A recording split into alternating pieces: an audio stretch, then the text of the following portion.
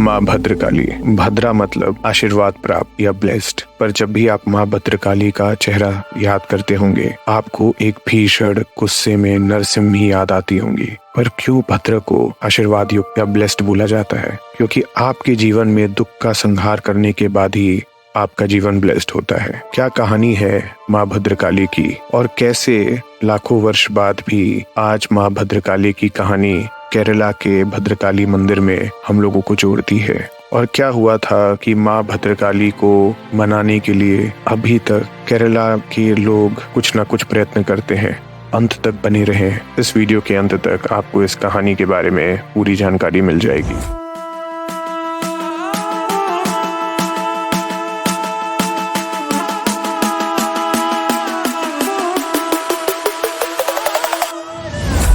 नमस्ते, आप सुन रहे हैं toss the other side story.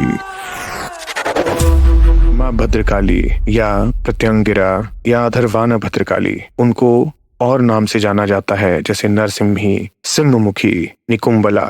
ये एक फीमेल डिविनिटी एनर्जी की एक्सट्रीम डीटी मानी जाती हैं। माना जाता है कि दारिका और दानवेंद्र नामक दो प्राणियों ने भगवान ब्रह्मा की इतनी उपासना की कि भगवान ब्रह्मा ने प्रसन्न होकर उनको वरदान मांगने की आज्ञा दी। उन्होंने वरदान मांगा, उनकी मृत्यु किसी मनुष्य या किसी भगवान द्वारा ना हो। एक पल के लिए ब्रह्मा जी रुक गए, पर इस वर में उन्होंने थोड़ा सा कैच दिया। उन्होंने मान लिया कि कोई भी इंसान या भगवान तुम्हें मार नहीं सकते। और इसके बाद उन राक्षसों ने अपना असली रूप दिखाना शुरू किया। उन्होंने धीरे धीरे धरती पर उत्पात मचाना शुरू किया, और इसी उत्पात के बाद उन्होंने धीरे धीरे भगवान लोगों को भी चैलेंज करना स्टार्ट कर दिया। कोई भी भगवान डर के उनके सामने नहीं आते थे। फिर उसके बाद भगवान लोग मिलकर भगवान शिव के पास जाते हैं और उनसे विनती करते हैं कि हमें बचाएं। बोला जाता है भगवान शिव जब गुस्सा करते हैं तो उनका तीसरा नेत्र खुल जाता है। भगवान शिव के तीसरे नेत्र खुलने से माँ भद्रकाली का जन्म होता है। माँ भद्रकाली जब आती हैं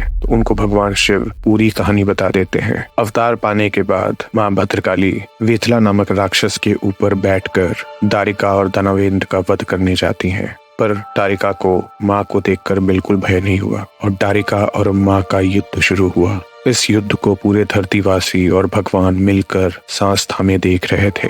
प्रारंभ में माँ भद्रकाली को काफी हार का सामना करना पड़ा, पर माँ भद्रकाली और उस माँ की तरह सिद्धि है जो कभी हार नहीं मान सकती। और माँ भद्रकाली ने अपना रौद्र रूप दिखाया और दारिका को मारकर और उसका पूरा रक्त उन्होंने पी लिया। और इसके बाद वो थोड़ी देर बाद शांत हुई और वो वापस आने लगी। उनको लगा वापस आने पर सब लोग हर्षोल्लास से उनका स्वागत करेंगे। पर इतिहास में एक चीज और पैरेलली हो रहा था। जिस समय माँ भद्रकाली और भद्रा का युद्ध चल रहा था, उसी वक्त भगवान राम ने रावण का वध किया था। सब लोग माँ भद्रकाली के युद्ध के बारे में बात ना करके भगवान राम के युद्ध की चर्चाएं कर रहे थे। माँ भद्रकाली जब स्वर्ग लौटी तो उन्हें बहुत दुख हुआ और यह दुख उन्होंने भगवान शिव से साझा किया। भगवान शिव ने माँ को बताया ये कहानी तुम्हारे लिए भी जानने योग्य है। और फिर उन्होंने बैठा के माँ भद्रकाली को रामायण की पूरी कहानी सुनाई। जब माँ भद्रकाली ने रामायण की कहानी सुनी तो उनकी भी अश्रुधारा रुक नहीं पाई और उन्होंने भगवान शिव से प्रार्थना की कि मुझे ये पूरा रामायण आप स्वयं दिखाइए। तब भगवान शिव ने परछाई के रूप में पूरी रामायण के दर्शन कराए। आज भी केरला राज्य में माँ भद्रकाली, जिनको प्यार से अटुकल अम्मा भी कहते हैं, और इसी तरीके से हर वर्ष अटुकल मंदिर में परछाई में पर्दों के पीछे रामायण दिखाई जाती है, जिसको वहाँ के मूल भाषा में तुलपवकुत्तु कहते हैं या अंग्रेजी में शैडो पपेट्री कहते हैं। माँ भद्रकाली की कहानी हमें मार्कंडेय पुराण में मिलती है।